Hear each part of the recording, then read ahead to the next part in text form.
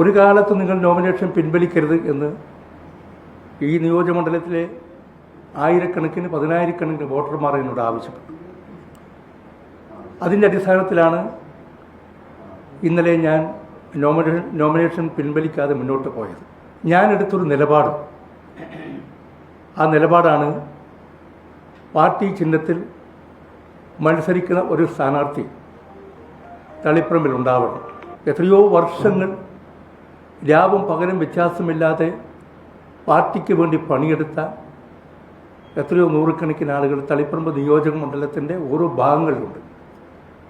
അവർക്കൊന്നൊരു seat കൊടുക്കാതെ ഒരു സുപ്രഭാതത്തിൽ CPM പാർട്ടിയിൽ നിന്നും പുറത്തേക്ക് വന്ന TK ഗോവിന്ദൻ മാസ്റ്റർക്ക് സീറ്റ് കൊടുത്തതിൽ പ്രതിഷേധിച്ചുകൊണ്ടാണ് ഞാൻ എൻ്റെ നോമിനേഷൻ നൽകിയിട്ടുള്ളത്.